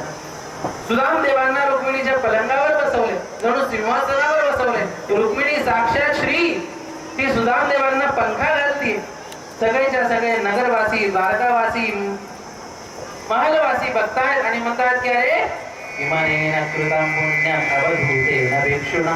अरे काय पुण्य, दिसायला तर हा इतका साधा हडकुळ आहे, पण साक्षात द्वारकाधीश, साक्षात रमादेवी महालक्ष्मी याला पंखा घालते. द्वारकाधीश याचे पाय दाबताय. तितकंच नाही महाराज, वर्णन आहे भागवतामध्ये. देवाने सुदामदेवांच्या त्यांची पाद्यपूजा केली, अभिषेक केला आणि अभिषेक करून सुदामदेवांच्या पायाचं तीर्थ हे स्वतः भगवंताने तीर्थ म्हणून प्राशन केलं. तीर्थ म्हणून प्राशन केलं. सर्वांना खूप आश्चर्य वाटलं, काय सुदामदेवांचं इतकं भाग्य, कोण आहे इतका महान पुण्यवान. तिकडच्या गप्पा देवानी मारल्या, गुरुकुलामध्ये कसं होतं काय नाही. अरे सुदामदादा तुझं लग्न झाले की नाही. सुदामदेव म्हणाले हो झालं. अरे लग्न केलं आणि मला सांगितलं सुद्धा नाही. सुदामदेव म्हणाले अरे काय कसं सांगू, लग्न कसं झालं काय विचारू नका, आग्रहाने घरच्यांनी करून टाकलं. बर माझं सोड, तुझं झालं की नाही. देव म्हणला हो. बर आणि मग महाराज सुदामदेवांची पाद्यपूजा झाली, त्यांचं अर्घ्य, त्यांचा सत्कार झाला, जेवण वगैरे झालं आणि सगळ्या आधी रुक्मिणी मातेने प्रणाम केला. मग त्याच्यानंतर सत्यभामा असेल इत्यादी सर्व अष्टपटरांनी मी नमस्कार केला. मग पुढे 16,108 येत आहेत. सुदामदेव म्हणाले की अरे कृष्णा अख्ख्या गावाच्या बायका बोलून आणल्यास काय. कृष्ण म्हणला नाही आपल्याच सगळं. वा रे वा, इतके लग्न केले आणि एकाही लग्नाला सांगितलं नाही. बर हरकत नाही, तू या सगळ्यांसोबत उभं टाक, मी सगळ्यांना समवेत आशीर्वाद देतो. सुदामदेव आशीर्वाद देतात. खूप प्रेमाचा प्रेमाची चर्चा होते. देव म्हणतो की अरे सुदामदादा, तू माझ्याकडे आलास, वहिनींनी काही पाठवलं असेल ना माझ्यासाठी? सुदामदेव म्हणतात की काही नाही पाठवलं. सुदामदेवांना आता खूप संकोच होत आहे. अरे कुठेही सोन्याची द्वारका आणि कुठं मी माझं फाटक्याचं दारिद्र्य, मी माझे फाटक्या कपड्यामध्ये आणलेले, मळक्या कपड्यामध्ये आणलेले पोहे देवाला द्यायचे का? बर, ह्याला काही वाटणार नाही, पण ह्याच्या राहण्या, ह्याचे सेवक, सगळीकडे चर्चा होईल. पाहुणा इतका मोठा, काय आणलं? मळक्या चिंदीमध्ये, फाटक्या चिंदीमध्ये 4 मोठी पोहे. म्हणून नको, आपल्यामुळे कृष्णाची मानहानी व्हायला नको. सुदामदेव म्हणतात काही नाही दिलं आणि आपल्या काखेमध्ये ती पोटली लावून धरतात. भगवान श्रीकृष्णांना लक्षात येत नाही, संकोच होतो आहे. पण होतं असं, इकडच्या तिकडच्या गप्पा मारून थोडं दुर्लक्ष सुदामदेवांचं करून भगवान श्रीकृष्ण काखेमध्ये हात घालतात आणि जोरात ती पोटली खेचून घेतात आणि म्हणतात, अरे सुदामदेवा, हे काय आहे, हे काय आहे? आणि उघडू लागतात. एक गाठ नाही, त्याच्या पुष्कळ गाठी होत्या महाराज, उघडू लागतात. भगवान श्रीकृष्ण ज्ञानेश्वरीच्या माध्यमातून सांगतात, म्या सुदाम्याच्या सोडी गाठी पवया लागली. मी सुदामाच्या त्या गाठी सोडत होतो का? आम्ही भावाचे भूके. पत्रम पुष्पम बलंतोयम योमे भक्त्या प्रयच्छति तदहं भक्तिपूर्तम अश्नामी प्रयत आत्मनः. देव आनंदाने त्या पोह्याकडे बघतात आणि म्हणतात की अरे, वहिनीनं कोणी सांगितलं की मला पोहे खूप आवडतात? एक मोठी पोहे हे खाऊन घेतात आणि म्हणतात, वा, काय सुंदर चव आहे. गोकुळ सोडल्यानंतर अशी चव कधीच मला चाखायला मिळाली नाही. अशी चव गोकुळ सोडल्यानंतर कधीच मिळाली नाही. रुक्मिणी माता मोठे मोठे डोळे करून बघत आहे. वाढायला रोज रुक्मिणी माताच असायच्या. कसं झालंय स्वयंपाक? छान झालाय. आणि आता म्हणतात की अशी चव गोकुळ सोडल्यापासून मिळालीच नाही. झालं असं, भगवान श्रीकृष्णांनी एक मोठी पोहे खाल्ले. आपल्या संतांनी उदारतेने अजून दुसरी मोठी देवाला खाऊ घातली. परत पुढची मोठी देव खाणार. तितक्यात रुक्मिणी माता हात धरते आणि म्हणते, अहो देवा, तुम्ही मोठी खाल्लीये, तुम्ही पोहे खाल्ले, पण नुसते खाता का तुम्ही? नाही. अहो, सामान्य मनुष्य ऋण डोक्यावर ठेवून घेत नाही कोणाचं. देव कोणाचं ऋण डोक्यावर ठेवून घेईल का? सेवा झालेली आहे, इतकी कृतज्ञ गेलेला आहे देवाला. लक्ष्मी मातेला कळालं, रुक्मिणी मातेला कळालं की देव ऐश्वर्य हे प्रदान करत आहेत या पोह्यांच्या व्याजाने, पोह्यांच्या निमित्ताने. तो सगळा प्रसाद उरलेला पोह्याचा हा सगळ्या पटराणींमध्ये रुक्मिणी माता वितरण करतात. आता होतं असं, त्या रात्री सुदामदेव द्वारकेमध्ये निवास करतात. देव त्यांचे पाय चेपतो. काय भाग्य! दुसऱ्या दिवशी सुदामदेव आता आपल्या नगरीला निघाले महाराज. आता निघायची वेळ आली. देवाने काहीही दिलं नाही. देवाने काहीच दिलं नाही. सुदामदेवाने विचार केला, या बिचाऱ्याकडे चाव्या नसतील, त्याच्या हातात नसेल काय द्यायचं कोणाला, आलेल्या पाहुण्याला वगैरे. ठीक आहे, हरकत नाही. आपल्याला चांगले भरजरी कपडे घातलेत ना आपली पूजा करताना, बस हेच चांगले. आपल्याला तर काही गरज नाही, लेकरा बाळाला शिवून घालता येत. पण झालं असं, भगवान श्रीकृष्ण म्हणतात की अगं रुक्मिणी, सुदामदादांचे कपडे धुतलेले व्यवस्थित ठेवलेस ना? रुक्मिणी माता म्हणाली, हो अगदी ठेवली. सुदामदेवांना लक्षात आलं की हे कपडे सुद्धा इथंच काढून जायचे. कसं वाटलं कोणाला? इथं स्टेजवर सत्कार मूर्तीला सत्काराला बोलावं, त्याला शाल उपरणं, नारळ द्यावं आणि उतरल्यावर म्हणावं की हे शाल वगैरे इथंच काढायची. गेल्या 12 वर्षापासून आमचं रायगाव ह्या शालीवर सगळ्यात सत्कार चालू. कसं वाटत? अरे नाव मोठं, लक्षण मोठं, इतका मोठा सोन्याचा द्वारकेचा मालक आणि कपडे सुद्धा घातलेले काढून घेतले. सुदामदेवांना काहीच नाही महाराज. काय मनोवृत्ती आहे त्याची? अशा महापुरुषांची, अशा संतांची काय मनोवृत्ती असते आपण बघूया. सुदामदेव निघाले. आता देव स्वतः सोबत सोडायला बाहेर आले. एक तलाव आला. सुदामदेव म्हणाले की अरे कृष्णा, आपल्याला गुरुजींनी सांगितलं होतं की तलावापर्यंत कोणाला सोडायला जावं. आता ना तू परत जा. भगवान श्रीकृष्ण परत जातात. आता हे बघा, सुदाम देवांच्या मनामध्ये काय विचार चालले आहेत ही सगळ्यात मोठी महत्वाची गोष्ट आहे. बरं, सुदामदेव काय विचार करतात? सुदामदेव विचार करतात, अरे किती माझं प्रेमाने स्वागत केलं, किती माझा आदर केला, किती मला प्रेम दिलं. हा विचार नाही केला, हा दोष नाही बघितला की मला काहीच नाही दिलं. पण लक्षात घ्या, आपल्या प्रत्येकाचे दोन मन असतात. दोन्हीकडून मन प्रश्न विचारतं. दुसरं मन विचारते की अरे मी खूप प्रेम, खूप गोड बोलला, खूप आलिंगन दिलं, पाय चेपले, पाय धुवून दिले, पण दिलं काहीच नाही. सुदामदेव आपल्या मनाला समजवतात का दिलं नसेल माहितीये? एक कारण आहे की त्याला माहितीये मला धन सांभाळण्याची सवय नाही, मला ऐश्वर्यामध्ये राहायची सवय नाही.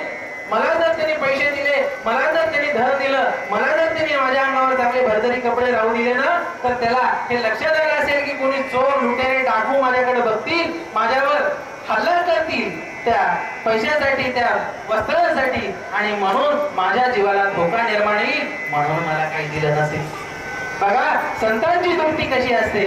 आपल्याला देवाने सगळं काही देऊन आपण देवाचे दोष बघतो. आणि सुदामदेवांसारखे महापुरुष, सुदामदेवांसारखे संत देवाने काही न देता सुद्धा त्याच्यामध्ये देवाची कृपा बघतात. मी देवाचं भजन कधी विसरू नये म्हणून मला काही दिलं नसेल असं वाटतं. आपल्या नगरीला येतात, बघतात तर काय त्यांना वाटतं मी रस्त्यात चुकलो, परत द्वारकेला चालू, सोन्याचे महल सगळे उभे, आणि बघतात तर त्यांना लक्षात येतं मी चुकलो म्हणून परत जायला लागतात. तिथल्या तिथं लोक जय जयकार करतात, सुदामजी महाराज की जय, सुदामजी महाराज की जय. त्यांना कळेना काय झाले. तितक्या सुशीला येते. तिला सुद्धा स्वरूप साक्षात लक्ष्मीसारखं, दिव्य देवीसारखं स्वरूप झालेलं. क्षणभर तर ते ओळखू शकले नाही. स्वागताचं आरतीचं ताट घेऊन ती सुशीला औक्षण करते आहे. सुदामदेव म्हणतात, अगं हे काय सुशीले? सुशीला म्हणते, अहो आज चला सगळं सांगते. आपल्या पतिदेवांना, सुदामदेवांना आत घेऊन येते सुशीला माता, आणि बघतात तर काय भगवान श्रीकृष्णांसारखा दिव्य महल आहे. आणि सुदामदेव विचारतात, काही कसं झालं? ती म्हणते, अहो तुम्ही ज्या रात्री द्वारकेला झोपला होतात ना, त्या रात्री मी इथं झोपडीमध्ये एकटी होते, झोपली होते, आणि दारावर थाप ऐकू आली आणि आवाज आला, वहिनी मी ह्याच्या आधी इतक्या गोड आवाजामध्ये हाक कधी ऐकली नव्हती. मी ती हाक ऐकली, मी दार उघडलं तर साक्षात कान्हाजी आले होते, साक्षात भाऊजी आले होते कृष्ण कन्हैया. ते आत आले, त्यांनी मला नमस्कार केला आणि म्हणाले, अहो वहिनी सुदामदादा माझ्या भेटीसाठी आला, तुम्ही माझ्या भेटीसाठी नाही आला. सुदामदादाला तर मी भेटलो, पण तुम्हाला भेटायची माझी इच्छा राहून गेली, पण तुम्हाला भेटायला मी स्वतः. वहिनी सुदामदादा इतके तपस्वी आहेत, इतके वैराग्यवान आहेत की त्यांना मी काही देईल ही माझी लायकी नाही, ही माझी पात्रता नाही. मी त्यांना काही देऊ शकत नाही. स्वात्माराम विषय भ्रमणे. ते आत्माराम संत महामुनी आहेत, त्यांना मी काय देणार? आणि मी जे धन वैभव देईल त्याची त्यांना काय किंमत आहे? ते भक्तिनिष्ठ महापुरुष आहेत. मी त्यांना काही देऊ शकत नाही, वहिनी. पण तुम्हाला माझी प्रार्थना आहे की तुम्ही मी प्रदान केलेलं माझ्याकडून काही स्वीकार करा, असं म्हणून मला नमस्कार केला आणि अंतर्धान झाले.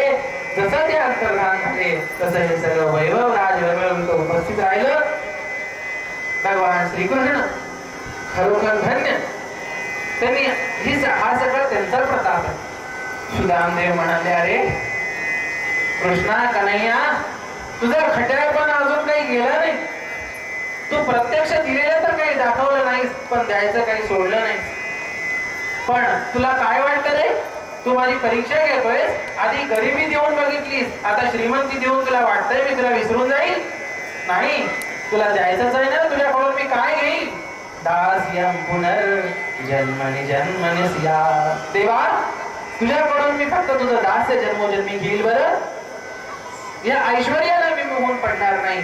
आणि सुदामदेव आपलं संपूर्ण जीवन हे वैराग्ययुक्त राहून तर ऐश्वर्यामध्ये राहून सुद्धा पद्मपत्र मी रामाचा असं अलिप्त राहिले, भगवंताचं भजन करून आपलं आयुष्य काढलं आणि भगवंताची सदैव त्यांनी नित्य त्यांनी प्राप्ती करून घेतली. शुकदेवजी महाराज म्हणतात की परीक्षिता, आज एका स्पर्धेचा निकाल लागला. कुठली स्पर्धा? परीक्षित राजा विचारतात. शुकदेव म्हणतात की ही भक्त आणि भगवंताच्या मधली स्पर्धा होती. आणि निर्णय लागला. काय निर्णय झाला? शुकदेवजी महाराज म्हणतात निर्णय झाला, भक्त जिंकला आणि देव हरले. भक्ताचा विजय झाला. देवाने पाहिजे तितकी परीक्षा घ्यायचा प्रयत्न केला, पण शेवटी सुखामध्ये असेल, दुःखामध्ये असेल, गरिबीमध्ये असेल, श्रीमंतीमध्ये असेल, प्रत्येक परिस्थितीमध्ये भगवंताचं स्मरण करत, भगवंताचं भजन करत, भगवंताचं चिंतन करत सुदामदेव मुक्त झाले. सुदामदेव विजयी झाले. दुर्गासभृत्ते अजितंबराजितम. देवाचं नाव अजित आहे. बरं, देवाचं एक नाव अजित आहे. विष्णू सहस्रनामामध्ये अजित नाव आहे. देवाला कोणी जिंकू शकत नाही, पण सुदामदेवांसारखे भक्त असतात ना, असे भक्त मात्र देवाला जिंकून घेतात. सुदामदेवांवर जशी भगवंताची कृपा झाली तशी आपल्याही सर्वांवर हो. इतकीच देवाला प्रार्थना करू. झालेली सेवा इथं पूर्ण करूया. बहुला पुंडलिक वरदहर श्री ज्ञानदेव पंढरीनाथ भगवान की, श्रीमद्भागवत महापुराण की. नमः पार्वती पतये शिव हर महादेव.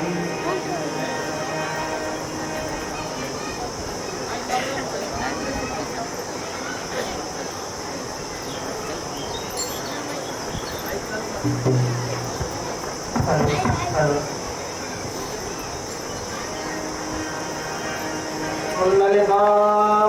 विठ्ठल श्री गुरुज्ञान की जय. राम कृष्ण हरी जय जय राम कृष्ण हरी. राम कृष्ण हरी जय जय राम कृष्ण हरी. राम कृष्ण हरी जय राम कृष्ण हरी. राम कृष्ण हरे जय राम कृष्ण हरे. राम कृष्ण बोला बोला जय जय राम कृष्ण हरे. राम कृष्ण हरे जय राम कृष्ण हरे. राम कृष्ण हरे जय जय राम कृष्ण हरे. राम कृष्ण हरे जय जय राम कृष्ण हरे. राम कृष्ण हरे जय जय राम कृष्ण हरे. राम कृष्ण हरे जय जय राम कृष्ण हरे. राम कृष्ण हरे जय जय राम कृष्ण हरे. राम कृष्ण हरे जय जय राम कृष्ण हरे. हरे राम जय जय राम बोला बोला. हरे जय जय राम कृष्ण हरे जय जय राम कृष्ण हरे. राम कृष्ण हरे जय जय राम कृष्ण हरे. राम कृष्ण हरे जय जय राम कृष्ण हरे. राम कृष्ण हरे जय जय राम कृष्ण हरे. राम कृष्ण हरे जय जय राम कृष्ण हरे. राम कृष्ण हरे जय जय राम कृष्ण हरे.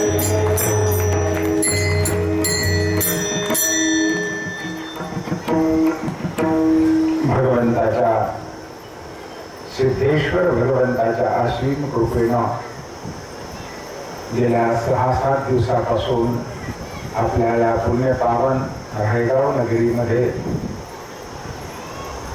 अखंड हरिनाम सप्ताह, शिवलीलामृत पारायण, श्रीमद भागवत पारायण,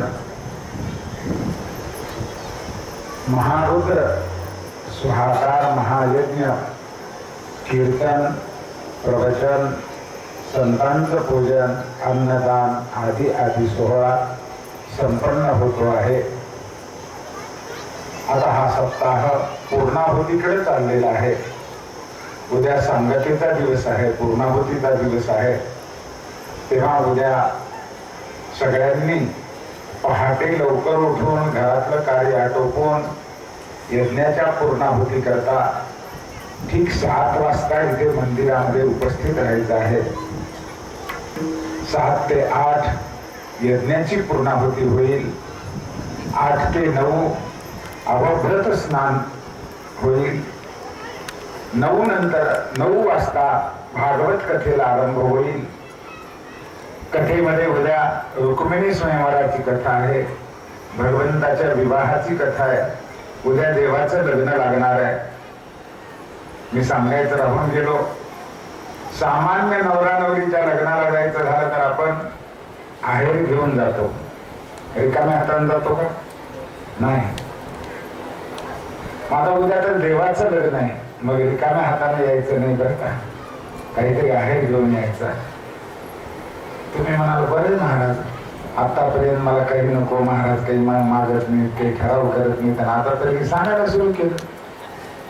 मी सांगतो बरं का, मी मागतो सज्जन हो, मी मागतो, पण मी माझ्या पोटाकरता मागत नाही. तुमच्या सगळ्यांच्या आशीर्वादानं मी जन्माला आल्यापासून आतापर्यंत मला कधीच काही कमी पडलं नाही. माझ्या पोटाला कमी पडलं नाही, लायला वस्त्र कमी पडलं नाही, काहीच नाही. माझ्या गुरुदेवांची कृपा आणि तुमच्या सगळ्यांचे आशीर्वाद. मी जंगलामध्ये जरी राहिलो तरी मला भगवंताने तिथे उपस्थित ठेवलं नाही. माझ्या भगवंतावर विश्वास आहे. मी माझ्याकरता तुम्हाला मागत नाही. मी जे मागतोय 2 व्यक्ती करता, एक माझ्या गोमाते करता आणि एक आमच्या नर्मदेच्या तीरावर आदिवासी लोक आहेत, बांधव आहेत महाराज, जंगलामध्ये राहणारे अत्यंत गरीब लोक आहेत बरं का. अजून सुद्धा काही लोक लंगोटीवरच फिरतात, त्यांना भरपूर वस्त्र मिळत नाही. माय मावल्या सुद्धा असंच अर्ध वस्त्रावर राहतात, त्यांना खायला प्यायला सुद्धा पोटभर मिळत नाही. हो, दाल आणि रोटी जर मिळाली तर त्यांची दिवाळी झाली बरं का. कित्येक वेळा पालापाचोळा खाऊन सुद्धा राहतात. खूप गरिबी आहे. तेव्हा त्या गरीब लोकांकरता म्हणून आम्ही नर्मदा परिक्रमा करत असताना संकल्प केला की इथून पुढे भागवत सप्ताहामध्ये रुक्मिणी स्वयंवराच्या दिवशी येणारा जो आहेर असेल, जो कपडा असेल, तो या गरीब लोकांना नेऊन समर्पण करायचा. परवाचे 15 दिवसापूर्वीच आम्ही नर्मदेला जाऊन आलो बरं का. इकडे तुमच्या कथेला येण्याच्या आदल्या दिवशीच आम्ही नर्मदेहून आलो. तिथे खूप गरीब लोक आहेत. गरिबांची सेवा, दीन दुबळ्यांची सेवा ही प्रत्यक्ष भगवंताची सेवा असं संतांनी सांगितलंय बरं का. आपले संत म्हणतात, जे का रंजले गांजले तयासी म्हणे जो आपुले, तोच साधू ओळखावा देव तेथेची जाणावा, तोच देव आहे. म्हणून ज्यांना कोणाला गरिबांची सेवा करावी अशी इच्छा असेल त्याने उद्या येताना आहेर घेऊन यायचा. लक्षात ठेवा, तो आहेर आम्ही फक्त पोस्टमनचं काम करणार आहेत बरं का. तुमच्याकडून घ्यायचं आणि त्यांच्याकडे पोस्ट करायचं, ते पुण्य तुमचं तुम्हालाच आहे. फक्त एकच की जुने वापरलेले कपडे कोणी आणू नका, देऊन द्यायचं तर चांगलं द्यावं. आणि पुन्हा एक लक्षात ठेवा, ज्यांना घडते त्यांनीच आणा बरं का. भगवंताच्या कृपेनं आपल्या प्रारब्धानं घरामध्ये भरपूर आहे. आज जगात असे कित्येक लोक आहेत महाराज, दिवसातून 3 साड्या बदलतात आणि आज नेसलेली साडी उद्या नेसायची नाही, ती टाकूनच द्यायची. एवढं वैभव भगवंताने दिलेलं आहे. असं वैभव ज्यांना दिलेलं आहे, भगवंताच्या कृपेनं मिळालेलं आहे, आपण देऊ शकतो अशाच लोकांनी आणायचं. ज्यांना घडत नाही त्या गरिबांनी आणायचं नाही. मग काही चालतं, साडी चालते, पॅन्ट पीस, शर्ट पीस, धोती, टोपी, टावेल, आपल्याला घडेल ते समर्पण करा. दीनदुबळ्यांची सेवा, कोणाला गोमातेची सेवा करावी वाटली, गाईला चारा द्यावा वाटला, सज्जन हो, आज नितांत गरज आहे. आज आम्ही शेतकऱ्यांनी सुद्धा गोमातेकडे दुर्लक्ष केलंय. राजकीय राजे लोक, मंत्री लोक सुद्धा डुकरं पाळायला, कोंबड्या पाळायला करोडो रुपये खर्च करतात आणि गोमाते करता शासनाकडे पैसा नाही बरं का. हे दुर्दैव आहे, काळाचा ओघ आहे. कलियुगामध्ये सगळ्यांचंच दुर्लक्ष गोमातेकडे झालेलं आहे. तुमचं आमचं हे कर्तव्य. तुम्ही आम्ही जर लक्ष दिलं तर गाय माय टिकणार आहे, आणि गाय माय टिकली तर तुम्ही आम्ही टिकणार आहोत बरं का. ज्या दिवशी जगातून गाय संपेल त्या दिवशी जग संपणार आहे. म्हणून गोमातेची सेवा कोणाला करावी अशी इच्छा असेल तर जरूर करा. या ठिकाणी सुद्धा परवा दिवशी आमच्या गोभक्त शिवानंद सावकार, म्हणजे आपण बंडू सावकार ज्यांना म्हणून ओळखतो, त्यांनी आपल्या लग्नाच्या वाढदिवसानिमित्त 5,000 रुपयाचा चारा गोमातेला समर्पण केलेला आहे.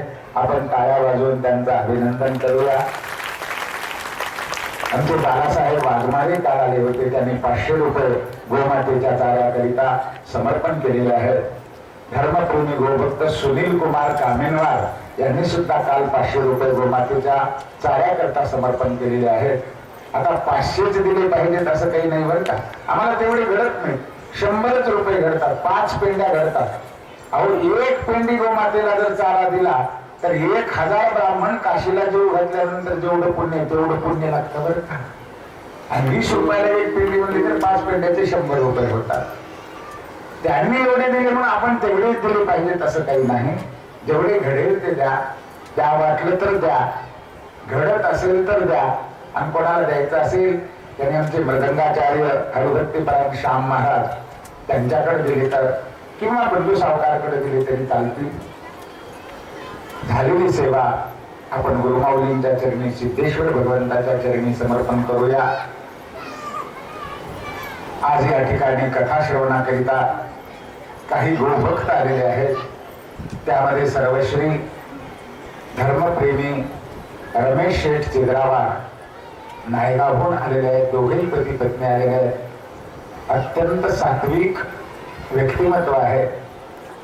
आमच्या रमेश शेठनी हिंपळनेरच्या गोशाळेकरिता 1 एकर जमीन गोमातेला दान दिलेली आहे, का भूमिदान केलेलं आहे. आपण टाळ्या वाजवून त्यांचं अभिनंदन केलेलंच आहे. त्याचबरोबर आमच्या गुरु महाराजांची सेवा, चतुर्वेदेश्वर धाम म्हणून जालना जिल्ह्यामध्ये 4 वेदाचं मंदिर आहे, महादेवाचं मंदिर आहे. त्याचा जीर्णोद्धार करून एक सुंदर मंदिर त्या ठिकाणी निर्माण करून एक मोठी सेवा आमच्या रमेशजींनी केलेली आहे. त्याबद्दल त्यांना धन्यवाद. गोमातेचे आशीर्वाद. इथे भागवताचा प्रसाद त्यांना दिला जाईल. त्या दोघांनी पती पत्नीने इथे येऊन तो प्रसाद स्वीकारावा. त्याचप्रमाणे धर्मप्रेमी गोभक्त आमचे विनोद शेठ गंधेवार नायगावहून आलेले आहेत. अत्यंत सात्विक व्यक्तिमत्व आहे. आमच्या रेखाताई आणि विनोद सावकार दोघेही पती पत्नी इथे आलेले आहेत. आमच्या गोशाळेचे ते सचिव आहेत बरं का. खूप मोठं प्रेमानं सेवा करतात. त्यांनी सुद्धा 1 एकर जमीन विकत घेऊन गोमातेच्या चाऱ्याकरता दान दिलेली आहे, भूमिदान केलेलं आहे. आपण टाळ्या वाजवून त्यांचंही अभिनंदन करूया. आणि सतत सतत गोसेवा करत राहतात, धर्मकार्य करत राहतात. असंच उत्तरोत्तर त्यांच्या हातून धर्मकार्य घडावं म्हणून त्यांना भागवताचा प्रसाद या ठिकाणी दिला जाईल. त्या दोघा पती पत्नीने येथे येऊन प्रसादाचा स्वीकार करावा. त्याचप्रमाणे बालाजी भक्त बालाजी सावकार चिंतावार आयुष्यभर यांनी बालाजी रायांची सेवा केली. नायगावला सुंदर बालाजी मंदिर निर्माण केलं आणि तिथे अजूनही उत्सव करत राहतात. असे आमचे चिंतावार बालाजी सावकार, त्यांनाही प्रसाद दिला जाईल, त्यांनीही स्वीकारावा. धर्मप्रेमी प्रकाशराव गादेवार नांदेडहून आलेले आहेत, भागवत भक्त आहेत, त्यांनाही प्रसाद दिला जाईल. बालाजी सावकार गादेवार हेही नांदेडहून आलेले आहेत, त्यांनाही भागवताचा प्रसाद दिला जाईल.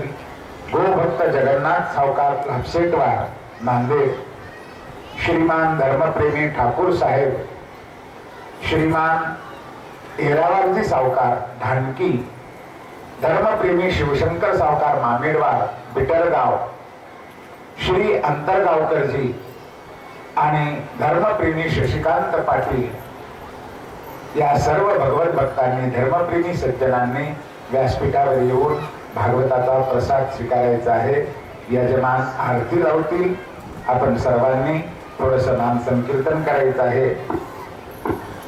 झालेली सेवा सिद्धेश्वर भगवंताच्या चरणी निवेदित असो. हरे नमः, हरे नमः, हरे नमः.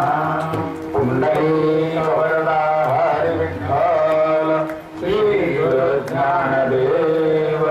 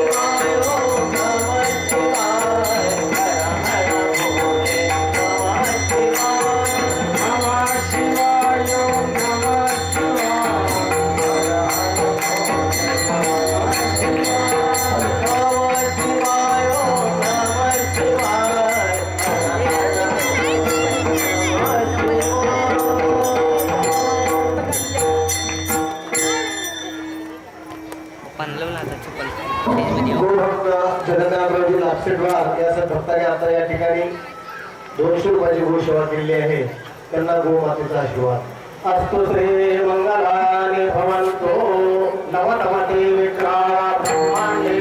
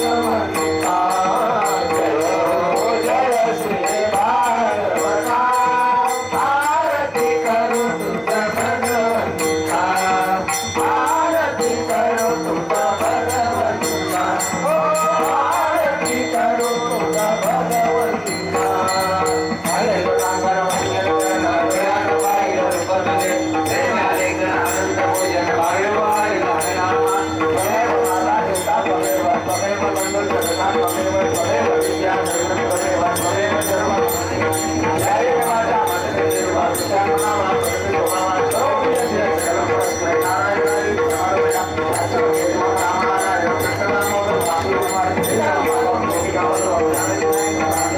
हरे राम राम राम हरे कृष्ण हरे कृष्ण हरे राम राम राम हरे कृष्ण हरे कृष्ण हरे राम राम राम हरे कृष्ण हरे मंगली गौरमा हरे विठ्ठल श्री गुरुदेव तुकाराम गोपाल कृष्ण भगवान की जय सिद्धेश्वर भगवान की जय नारायण भगवान की जय गंगा मैया की जय पवन सुत हनुमान की जय अवधूत चिंता श्री गुरुदेव दत्त सद्गुरु चूड़ामणि महाराज की जय रेणुकांबा माता की जय सब संतन की अपने अपने माता पिता की आज के आनंद की जय जय रघुवीर समर्थ धर्म की जय हो धर्म की जय हो अधर्म का नाश हो अधर्म का नाश हो प्राणियों में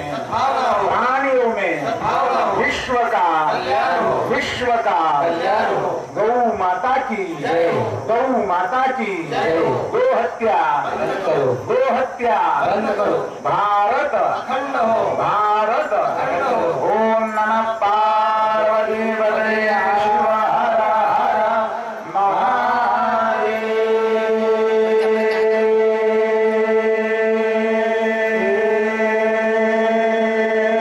महादेव सनातन वैदिक हिंदू धर्म की जय भारत माता की जय छत्रपति शिवाजी महाराज की जय पुण्य श्लोक अहिल्या देवी की जय नर्मदे हर नर्मदे हर नर्मदे हर जय श्री राम जय श्री राम गावकरी